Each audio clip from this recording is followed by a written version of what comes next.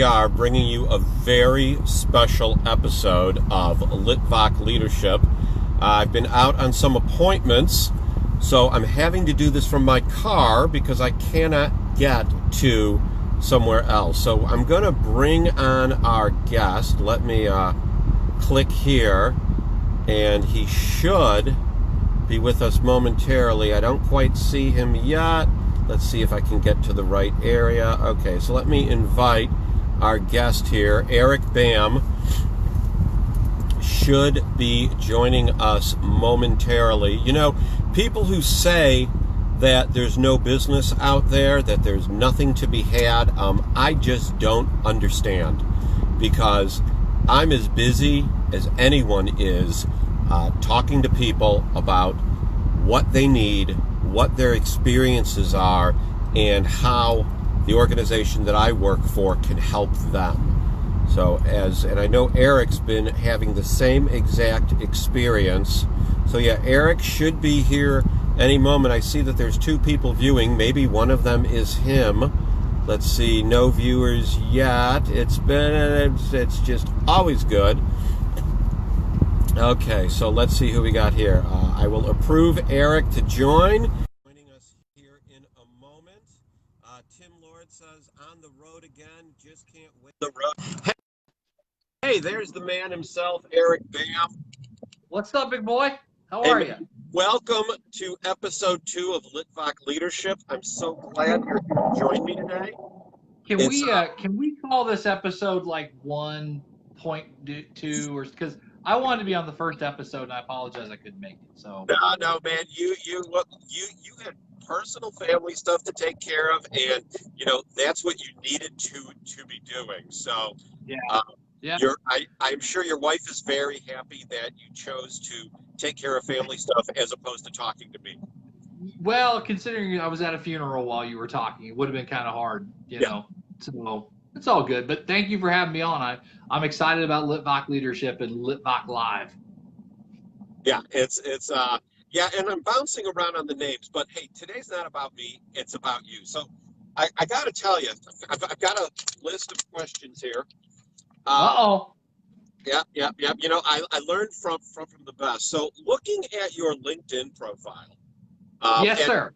And to let everyone know, Eric works for, and I've said it already, but I'm going to say it again, Perfect Crust Pizza Liners and the IncredibleBags.com.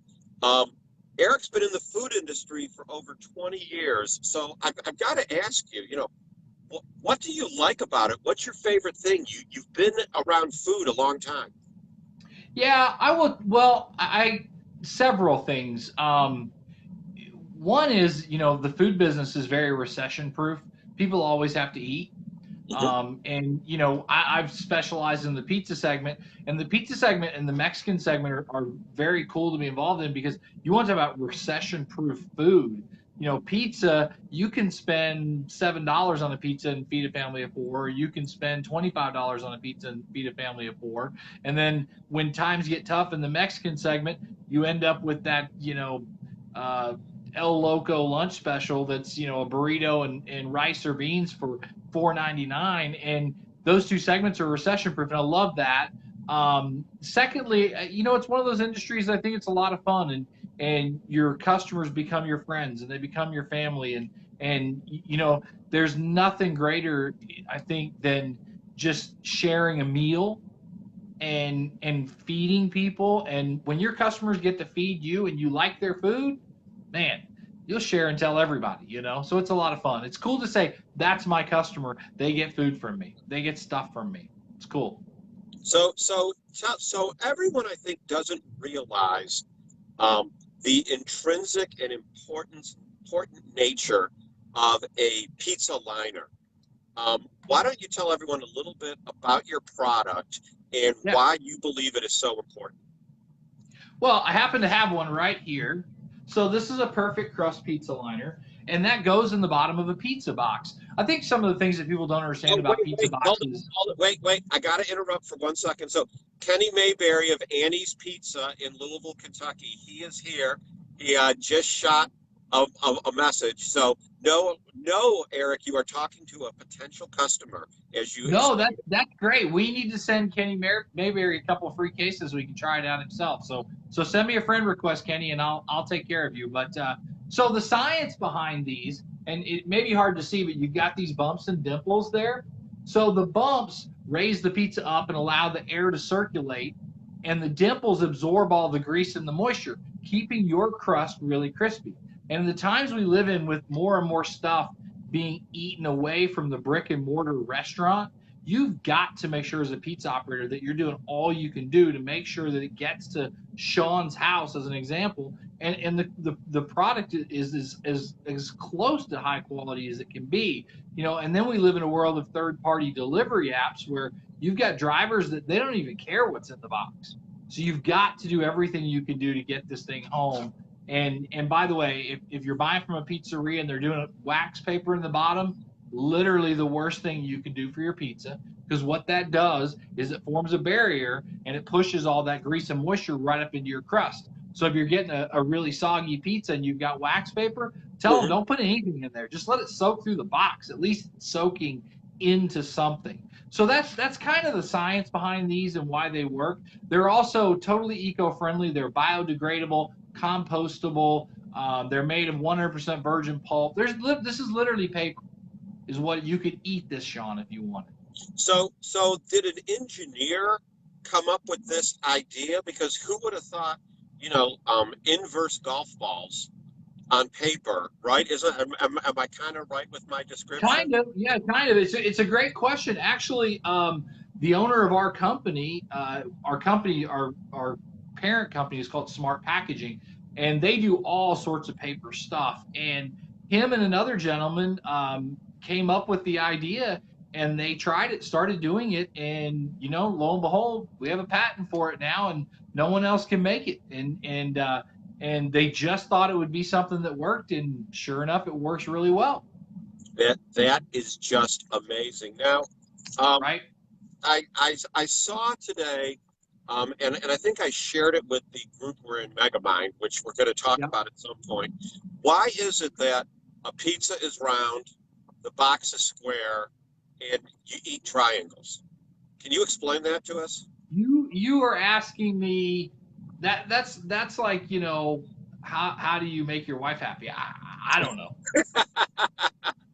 I can't honestly tell you the honest reason why most pizza boxes are square is because All right. that's the most efficient way to make them. But as far as why is the pizza round and put in square, I couldn't tell you. You're asking stuff way above my head that honestly I don't even care. Just make me a good pizza, put it in a box, use one of these, I'm happy. So there you go. So when you and I had a conversation one day, and I'm going off script here because you're so interesting, and I'm remembering things of conversations we've had.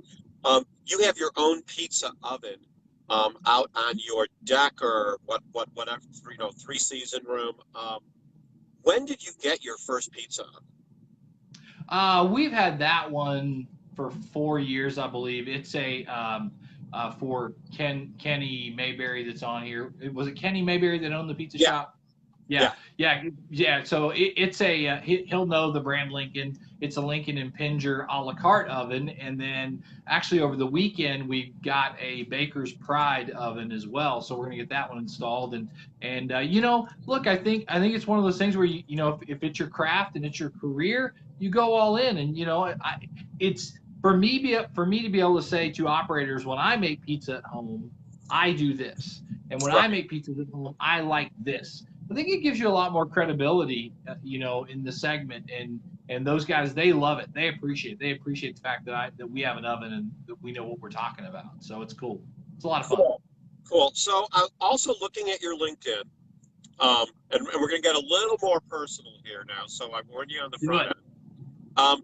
I see that you're the lead volunteer on Pancake Sunday. Yes, the food theme continues. But Yes. what are you willing to share a little bit about what your faith means to you in your life, especially during this pandemic, and what it's done to help you? Oh yeah, I definitely talked about faith.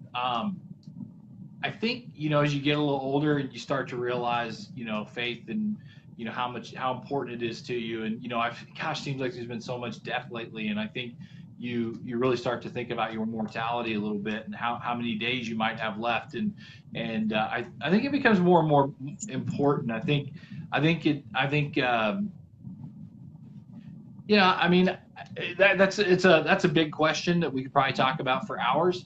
But I think, God has a plan for all of us, and I think sometimes we want to fight that and be stupid and do stupid stuff, and the reality is, I think one of the biggest misses in life, quite honestly, regarding faith, is when we hear the voice inside us talking, and Hmm. our intuition. I think our intuition is God, and I think some people are very in tune to that, and I think it's something you can learn, and I think it's something you can be better at, and so I'll just leave it at that because I don't want to get too spiritual, even though I really don't care if we do or we don't. But at the same time, I think that's a lot of it. I think our intuition is God talking to us, and I think we sometimes we blow it off, or we take the easy way out sometimes when we know we should do something different. So I don't know if that answers your question, but No, no, that definitely answers it. I mean, I'll tell you about, hearing the voice of God. People ask me why I wrote my book, which, I haven't published yet, but it's written. And every time I would sit and consider, why am I writing this book? I would hear the same thing. Well, because I told yeah, you so, Sean. I told you to write the book. And I would say, well, what should I do about this in my life? And every single time I heard God say to me, go write your book. Go write your book. That was the answer right. that I got for a long time. So I understand what you're saying about hearing the voice of God. Other Right. than Hey, pizza, by the way, I would like to add, Pancake Sunday is amazing. We used pre-COVID. We did it the first Sunday of every month, and the coolest thing, just to share about that, because you kind of asked, but the cool thing about that we're in a couples class at our church, and there's 10 or 12 couples there, and we feed the congregation. It's pancakes, it's bacon, it's coffee, juice, milk, whatever. But the absolute coolest thing about it is we get our kids involved.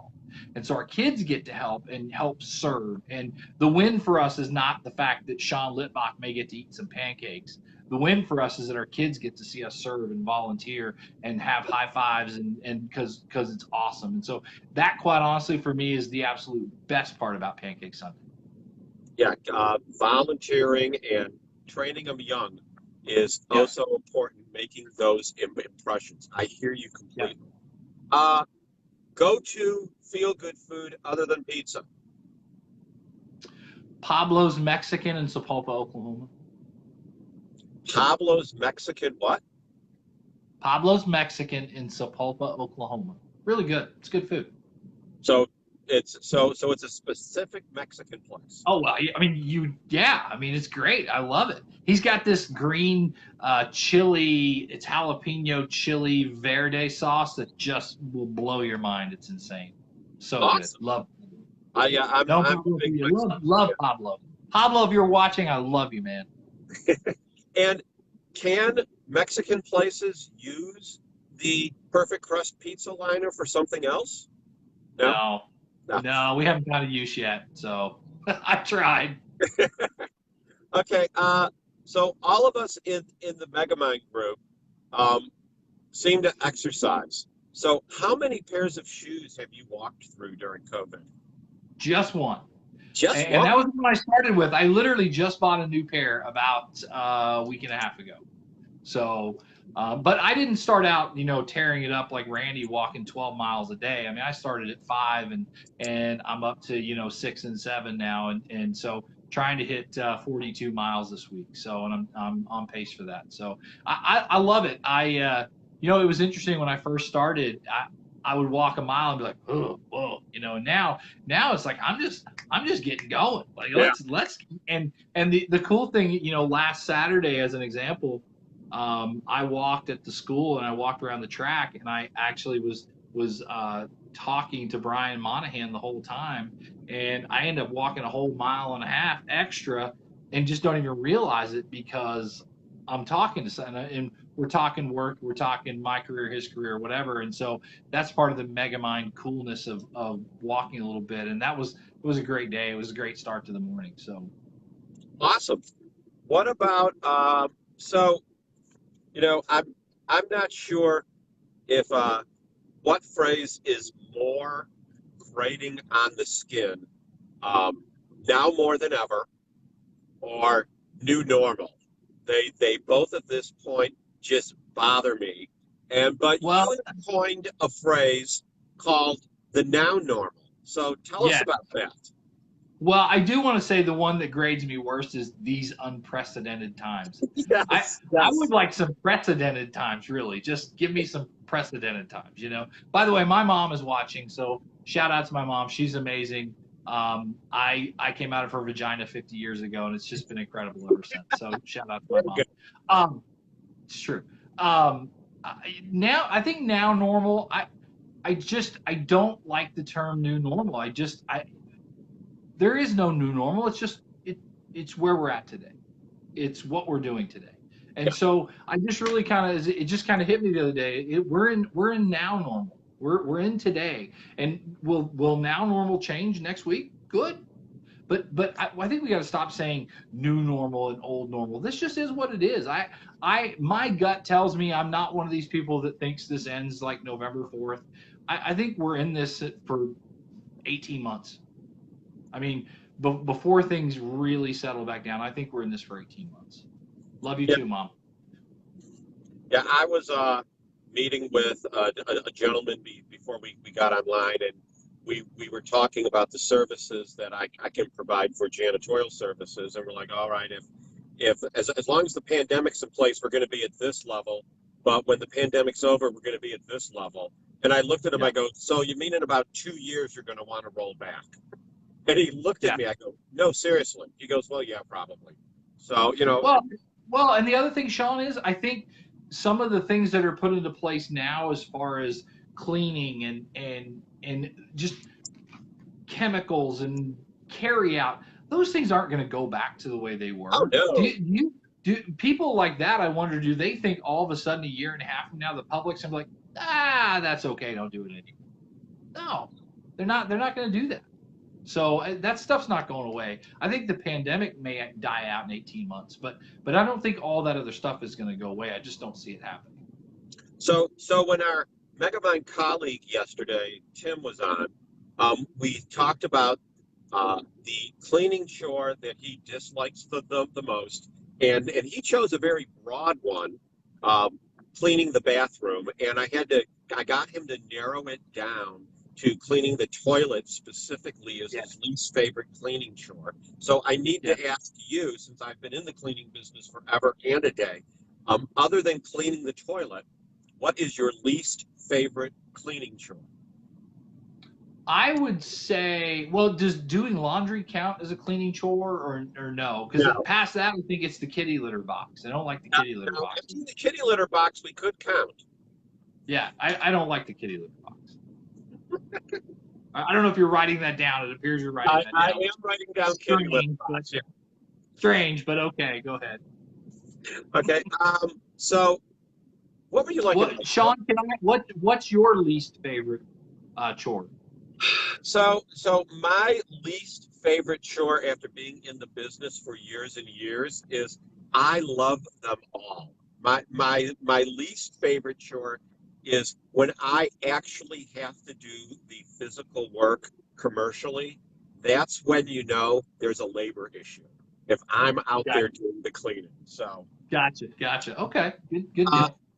so what were you like in high school? Um, I think I was. I think I was a little reserved, but a little bit of a clown around my friends. I was voted most spirited as a senior in high school, so I've always kind of been, if I'm all in, I'm all in, and if there's a vision there, I'm all in, if it's something I want to do. But I was nerdy too. I mean, heck, I think I played Dungeons and Dragons. I mean, come on, So I was my mom's on. I was a mama's boy, so you And know. and your mom says you were very funny. Yes, very fun. No, I think she meant my comment was very funny. I don't. Oh, I okay. think I was probably comical. I was probably comical, just to deal with stress and whatever. I do that now. I can be in the most stressful situation and I'm going to cut a joke just because, just like that's how I deal with stuff. I hear you completely. So let's talk about Megamind for a minute. So, Yes. what I know the story of how you came up with Megamind, that we were on the same group for a training that we had all paid for, and then they tried to sell us Mastermind for, a bunch of money in the middle of a Yeah. pandemic. And you sat there and scratched your head and said, well, we could do this for free. Well, really, you probably initially said, I could do this for free. I just got to find the right people.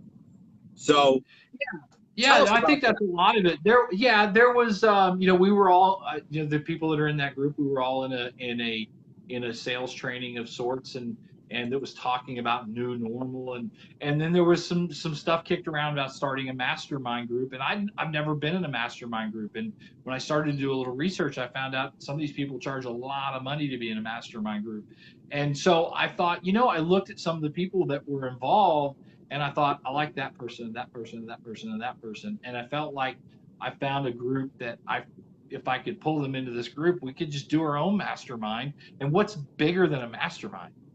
A mega mind. the And Megamind.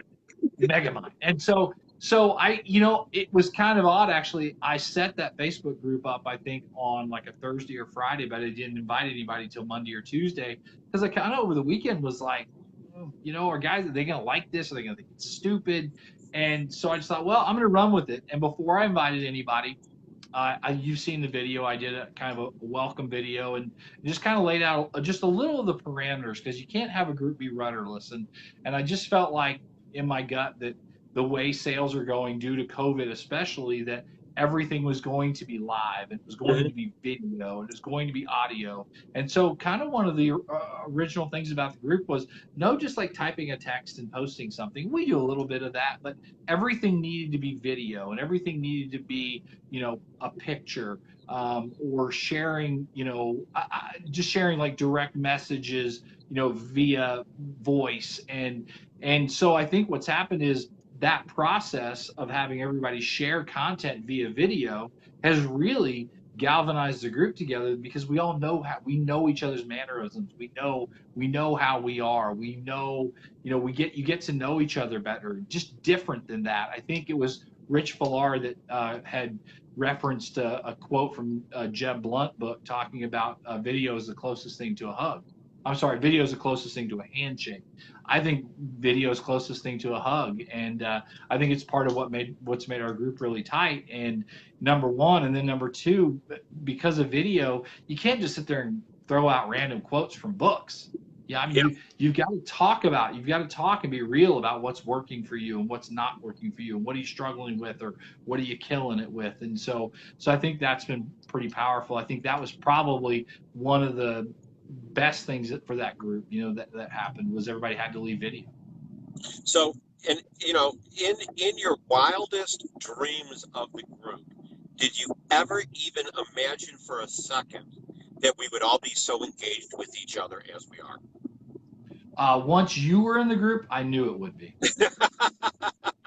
No, you never know, right? I mean, you don't know until stuff happens, whether it works or it doesn't work, and I just didn't see any reason why it wouldn't work. And if you can bring value to somebody else and take a little value away, or you can share something and learn something, I think that's a win regardless. And I that's why I was pretty picky and choosy about who I put in and who I added because I just felt like there were somewhat. I think Brian Monahan talked this morning about not being like-minded, but being like-hearted. And I think Yes. there were very like-hearted people, and I think he was spot on. Like-hearted people, like-minded because we're all in different industries. Right. My sales is different than your sales. I mean, still trying to get the end result, which is to get an invoice, or to get a PO, but it is different. So everyone in that group is very like-hearted, even though we're somewhat like-minded too, but we're like-minded in different ways. Okay. Bruce said not everyone's cut out to be a megamind. I agree with that. I mean, we've had folks join the group that were all excited and then just kind of puttered out because Yeah. it's frankly, for those who are watching, because I know some people have said, oh, we want to be in the group, we want to be in the group. Like any group, it's a commitment that you've got to engage, and you've got to Yeah. engage regularly, and people are going to challenge you. I remember, watching Eric's Instagram lives at 4 p.m. Eastern every day, talking to different pizza operators, watching him thinking, I can do that. I can Yeah. do that. Not as a diminishment to you, but okay, I can do it. Now I got to get over myself and go do it. And hence why we have Litvak Leadership now at 3 Right. p.m. Eastern on Facebook. Yep. What's your favorite flavor of ice cream?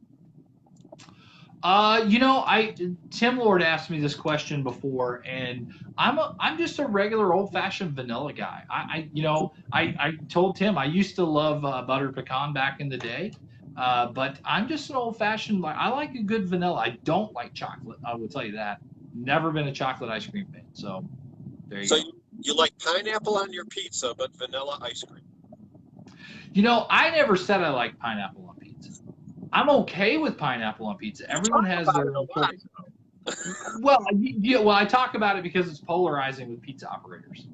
Some pizza operators, it just blows their mind and they'll never do it.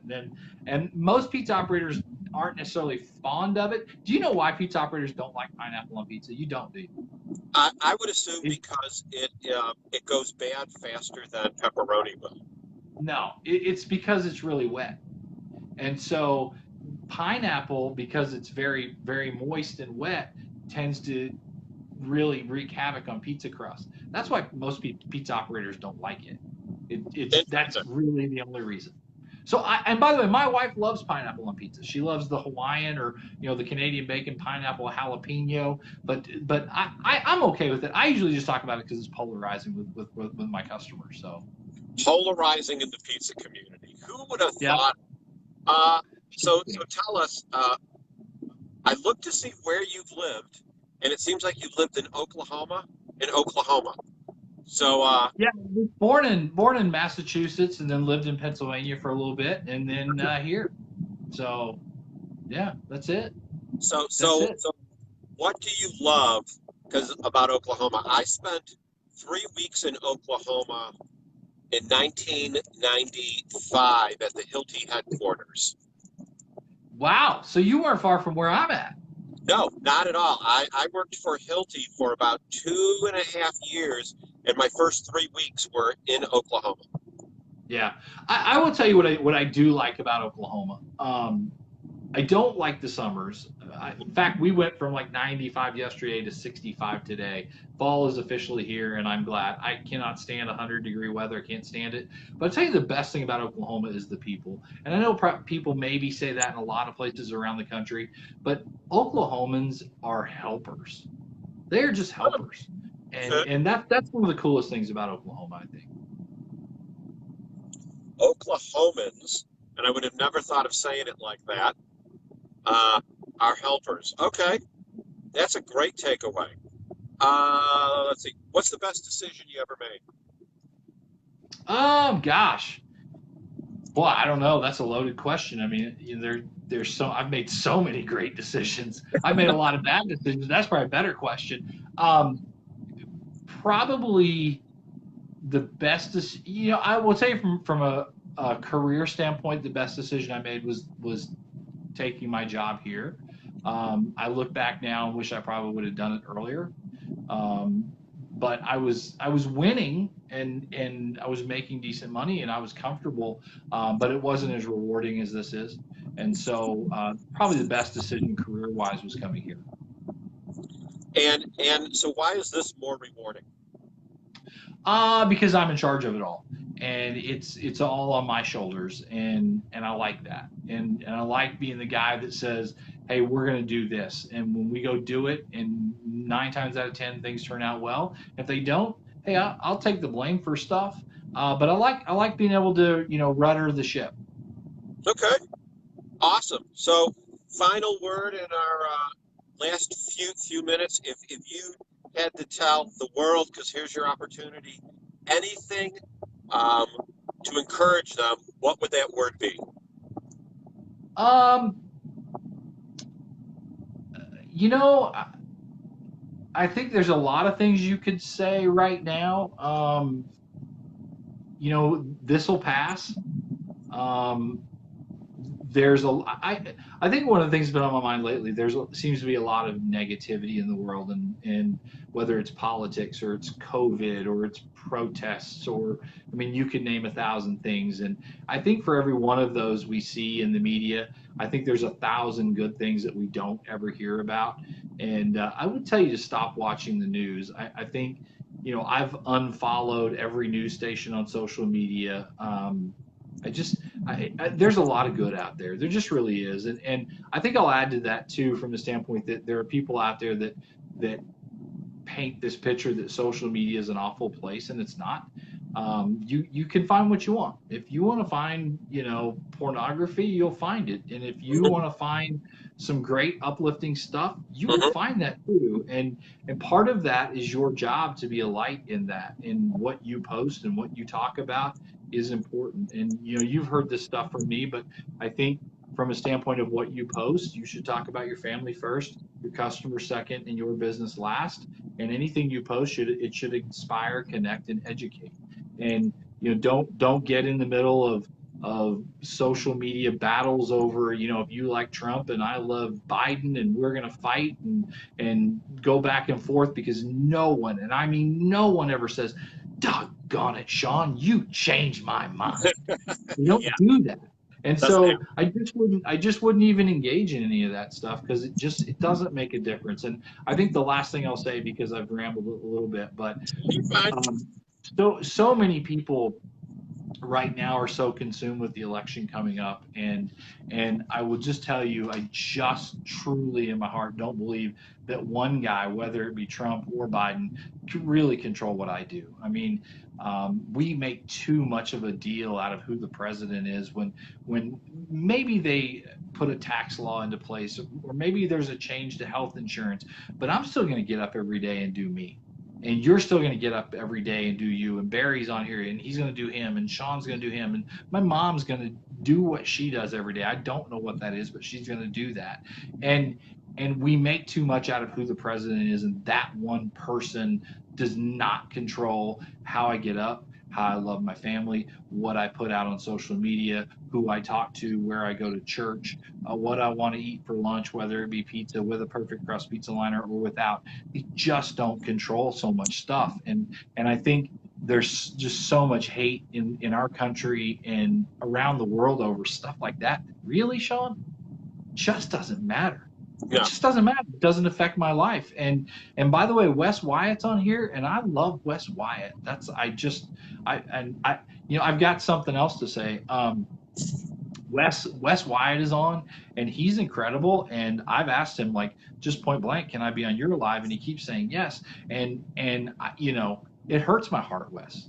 It hurt, like, down here, deep down here it hurts. And Sean is on. I love Sean McElmaney. Sean is amazing. And for everyone that doesn't know Sean, you should go to his LinkedIn page and look at his profile picture, because it's from like 1992 and looks nothing like him, and it's At funny. all. At And, all. and I love that. And I love that. And I'm excited the NFL's coming back this weekend. And I don't care if they kneel or they don't kneel. I don't care. Not my problem. I want to watch football. So I'll say that. Huh? I said, not your monkeys, not your circus. Yeah. Not my monkeys, not my clowns, right? Not my circus, not my clowns. I just don't care. I'm gonna take what I take away from stuff. And we talk about in Megamind being united, driven, and committed, and those are the things I want to be, whether it's my work life or my personal life, and or it's just all that stuff. So anyway, that's you. Is that? I hope that was okay. That it was a great final word. So, ladies and gentlemen, this is Eric Bam, Perfect Crust Pizza Liners. If you're looking for samples, Go find him on LinkedIn and Facebook and Instagram. Direct message him. He will send you a case or two of samples. Great guy. Tomorrow we're marching our way, continuing across the country. We're headed to the West Coast, where we're going to be talking with Kellen Fisher from the registry and Cards That Wow. Thank you very much for tuning in today to Litvak Leadership. Have a great day. Thank you, See you, Eric. bud. Bye-bye.